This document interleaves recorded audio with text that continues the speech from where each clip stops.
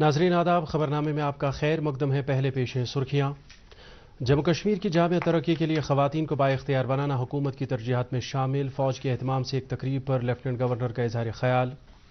फौज के सरबराह जनरल मनोज पांडे का चाणक्य दिफाई मुज़ाकरात से खिताब। कहा, फौज को खुद कफील बनाने पर तवज्जो मरकूज की जा रही है। लेफ्टिनेंट गवर्नर ने कश्मीर सूबे की कलश यात्रा को किया नई दिल्ली के लिए रवाना। और कुपवाड़ा में फौज और मिलिटेंटों के माबैन झड़प, 5 मिलिटेंट हलाक। अब खबरें तफसील के साथ। लेफ्टिनेंट गवर्नर मनोज सिन्हा ने कहा है कि जम्मू कश्मीर की जामिया तरक्की के लिए खवातीन की बाइख्तियारी अहमियत की हामिल है। बादामी बाग फौजी छावनी में एक तकरीब से खिताब करते हुए उन्होंने कहा कि पिछले चंद बरसों के दौरान जम्मू कश्मीर की हुकूमत ने खवातीन को बाइख्तियार बनाने, उन्हें यकसा मौके फराहम करने और उनके हकूक़ को तहफ़्फ़ुज़ फराहम करने के लिए बामानी इक़दामात किए हैं। एलजी ने इस बात पर इत्मीनान का इजहार किया कि कश्मीर की खवातीन तालीम, खेल कूद, तिजारत और दीगर अहम शोबों में काबिल कदर कारकर्दगी का मुजाहरा कर रही हैं। चिनार कोर के एहतमाम से मुनक्कद इस तकरीब में लेफ्टिनेंट गवर्नर ने कश्मीर सूबे के विमेन अचीवर्स को एजाज़ात से नवाजा। इन खवातीन ने मुख्तलिफ शोबों में गैर मामूली कारकर्दगी का मुजाहरा किया है। लेफ्टिनेंट गवर्नर ने नारी शक्ति को बढ़ावा देने के लिए चिनार कोर की कोशिशों की सराहना की। तकरीब में 15वें कोर के सरबराह लेफ्टिनेंट जनरल राजीव घई और किलो फोर्स के सरबराह मेजर जनरल मोहित सेठ के अलावा फौज के दीगर कई अफसरान मौजूद थे।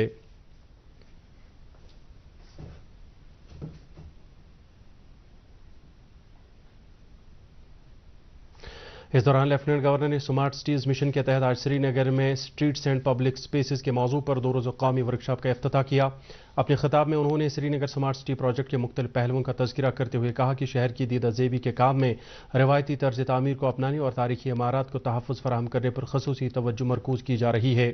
उन्होंने कहा कि शहरों की तरक्की के अमल में लोगों की बढ़ती ज़रूरियात को मद्देनज़र रखा जाना चाहिए। वर्कशॉप में मुल्क भर के 100 स्मार्ट शहरों के नुमाइंदों के अलावा श्रीनगर के मेयर जुनेद अजीम मतू, मकानात व शहरी तरक्की की मरकजी वजारत के सेक्रेटरी और दीगर कई अफसरान शिरकत कर रहे हैं।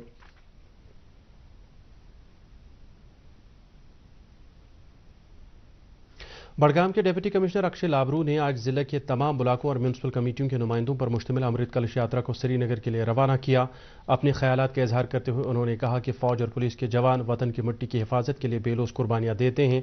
यात्रा की रवानगी के मौके पर जिले के एसएसपी और दीगर हुकाम भी मौजूद थे। आज़ादी का अमृत महोत्सव के तहत अनंतनाग से आज अमृत कलश यात्रा को रवाना किया गया। जिले के 26 ब्लॉकों और 10 म्यूनसिपल इलाकों के कुल 26 नुमाइंदों पर मुश्तमिल यात्रा को एडिशनल डिप्टी कमिश्नर ने हरी झंडी दिखाई। अनंतनाग के हर देहात से मिट्टी जमा करके अमृत कलश यात्रा में दिल्ली पहुंचाई जा रही है। पुलवामा से भी आज अमृत कलश यात्रा एसकेआईसीसी श्रीनगर के लिए रवाना की गई। यात्रा को जिले के असिस्टेंट कमिश्नर डेवलपमेंट ने हरी झंडी दिखाकर रवाना किया। इस यात्रा में जिले के तमाम ब्लॉकों और म्यूनसिपल कमेटियों के नुमाइंदे शामिल हैं। यात्रा एसकेआईसीसी से नई दिल्ली के लिए रवाना होगी, जहां यात्रा के शुरका कौमी जंगी यादगार पर अमृत वाटिका के क़याम की तकरीब में शिरकत करेंगे।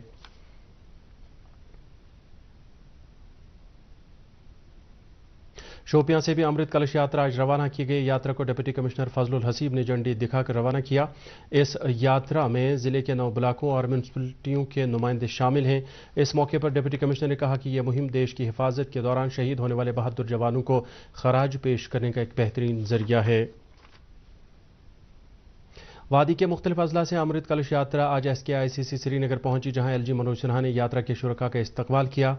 उन्होंने कहा कि मेरी माटी मेरा देश एक ऐसी मुहिम है जो आज़ादी के मुजाहिदीन की कुर्बानियों को याद करने का मौका फराहम करती है।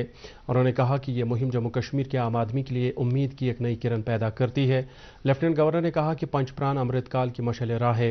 बाद में लेफ्टिनेंट गवर्नर ने अमृत कलश यात्रा को नई दिल्ली के लिए रवाना किया।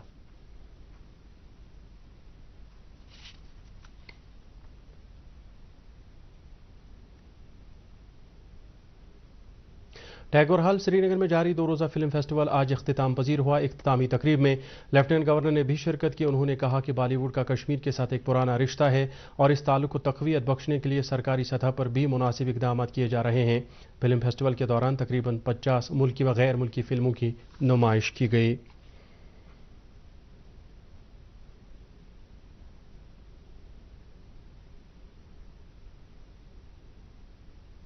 فوج کے سربراہ جنرل منوج پانڈے نے کہا ہے کہ بھارت کی فوج درآمد پر کم سے کم انحصار کرنے اور خود کفیل بننے پر توجہ مرکوز کر رہی ہے، اور انہوں نے یہ بات نئی دلی میں چانکیہ دفاعی مذاکرات شروع ہونے کے موقع پر اظہار خیال کرتے ہوئے کہی۔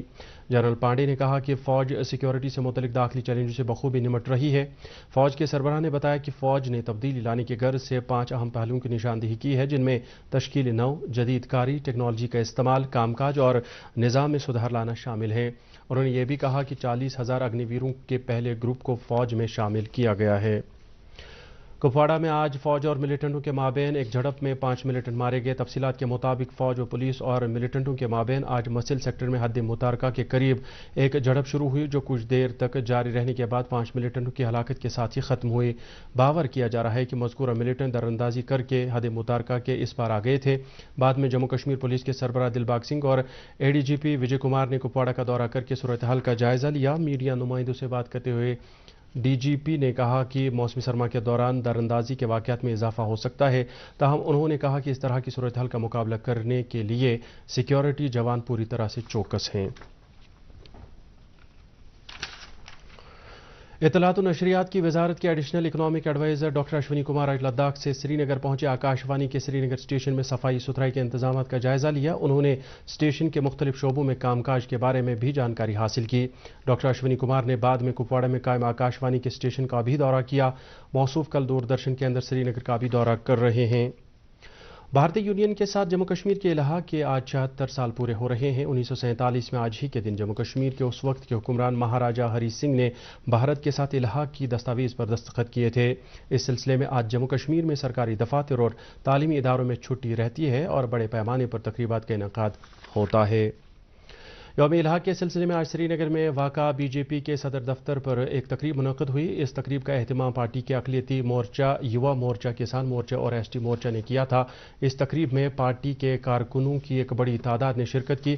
تقریب سے خطاب کرتے ہوئے بی جے پی کی سینئر لیڈر اور وقف بورڈ کی چیئرپرسن ڈاکٹر درخشان درابی نے کہا کہ جموں کشمیر بھارت کا ایک اٹوٹ انگ ہے۔ انہوں نے کہا کہ نئی نسل کو الحاق اور جموں کشمیر کی تاریخ کے بارے میں جانکاری دی جانی چاہیے۔ درخشان درابی نے کہا کہ بی جے پی کے دور حکومت میں جموں کشمیر میں تعمیر و ترقی کا ایک نیا دور شروع ہوا ہے۔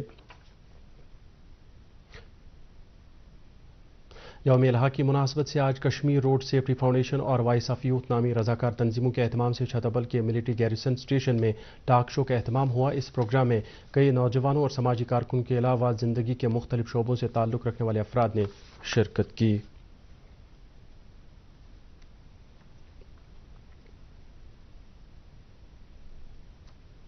ڈویژنل کمشنر کشمیر وجے کمار ودھوری نے آج صوبے کے تمام اضلاع کے ڈپٹی کمشنروں اور مختلف محکموں کے سربراہوں کی ایک میٹنگ میں یو ٹی فاؤنڈیشن ڈے منانے کے لیے تیاریوں کا جائزہ لیا۔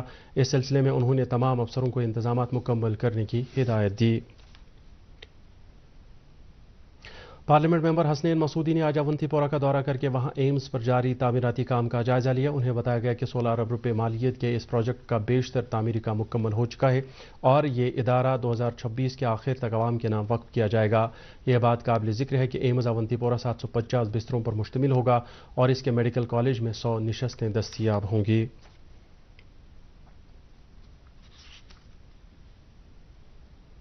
نیشنل کانفرنس کے نائب صدر عمر عبداللہ نے کہا ہے کہ ان کی جماعت جموں کشمیر کے لوگوں کے آئینی حقوق کو تحفظ فراہم کرنے کے لیے برسر پیکار ہے۔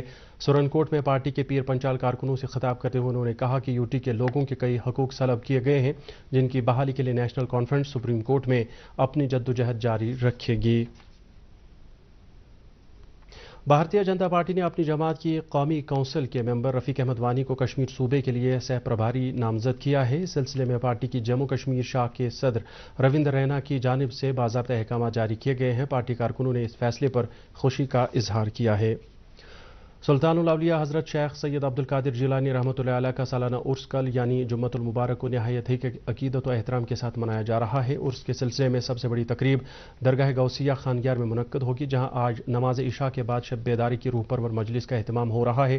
کل نماز پنجگانہ کے بعد حضرت شیخ سید عبد القادر جیلانی رحمۃ اللہ علیہ کے موئے شریف کی نشاندہی کی جائے گی۔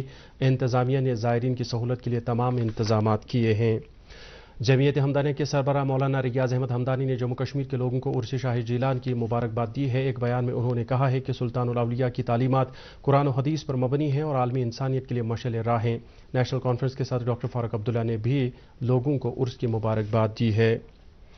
وادی کے ایک صوفی بزرگ حضرت احمد صاحب بٹواری رحمۃ اللہ علیہ کا سالانہ عرس اس مہینے کی 29 تاریخ کو منایا جا رہا ہے۔ اس سلسلے میں ان کی آخری آرام گاہ واقع احمد نگر سری نگر میں اس روز درود و اذکار کی مجالس کے علاوہ محفل سما کا بھی اہتمام ہوگا۔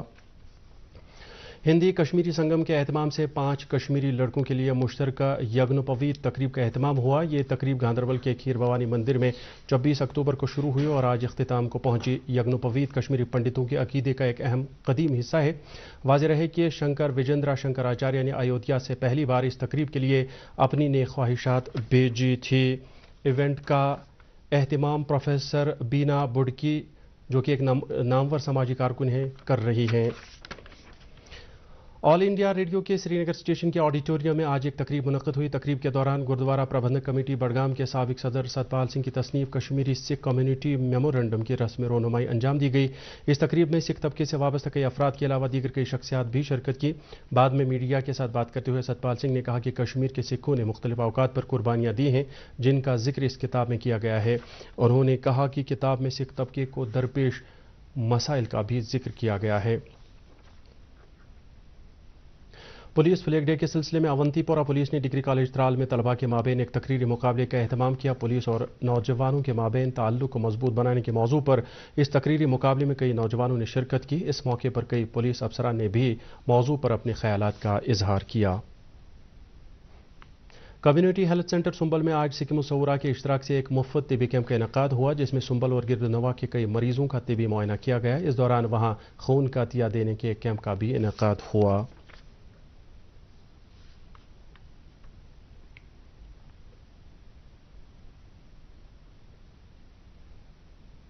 راشٹریہ لوک جن شکتی پارٹی کے اہتمام سے آج اننت ناگ میں منشیات مخالف ریلی نکالی گئی۔ پارٹی لیڈر سنجے سراف کی قیادت میں نکالی گئی اس ریلی میں ضلع کے کئی شہریوں اور طالب علموں نے شرکت کی۔ سنجے سراف نے کہا کہ صوبے کے تمام اضلاع میں اس قسم کی ریلیوں کا اہتمام کیا جائے گا۔ قوت سماعت سے محروم کرکٹ کھلاڑیوں کے لیے سری نگر میں تیسری نیشنل ٹیسٹ کرکٹ چیمپئن شپ کا آغاز ہوا۔ پہلا ٹیسٹ اتر پردیش اور جموں کشمیر کی ٹیموں کے درمیان کھیلا جا رہا ہے۔ میچ کے پہلے روز اتر پردیش نے پہلی اننگ میں 112 رن بنائے جبکہ جموں کشمیر کی ٹیم نے بعد میں بیٹنگ کرتے ہوئے 6 وکٹوں کے نقصان پر 192 رن بنائے تھے۔ اس طرح جموں کشمیر ٹیم نے پہلے دن 80 رنوں کی بڑھت بنائی۔ محکمہ موسمیات کی پیشگوئی کے مطابق جموں کشمیر میں اگلے 24 گھنٹوں کے دوران موسم عام طور پر خشک رہنے کا امکان ہے۔ سری نگر میں آج دن کا زیادہ سے زیادہ درجہ حرارت 22.2 ڈگری سیلسیس جبکہ کل رات کا کم سے کم درجہ حرارت 3.7 ڈگری سیلسیس ریکارڈ کیا گیا۔ جموں میں آج دن کا زیادہ سے زیادہ درجہ حرارت 30 ڈگری سیلسیس جبکہ کل رات کا کم سے کم درجہ حرارت 14.3 ڈگری سیلسیس ریکارڈ کیا گیا۔ اس کے ساتھ ہی اردو خبروں کا یہ بلیٹن ختم ہوا۔ چاہتا ہے مزید خبروں کی تفصیل جاننے کے لیے آپ ہمارے ٹویٹر ہینڈل اور فیس بک پیج @DD News سری نگر فالو کر سکتے ہیں۔ اس کے علاوہ یہ خبریں یوٹیوب پر بھی دستیاب ہیں۔ اس وقت آپ سے اجازت چاہیں گے۔ اللہ حافظ۔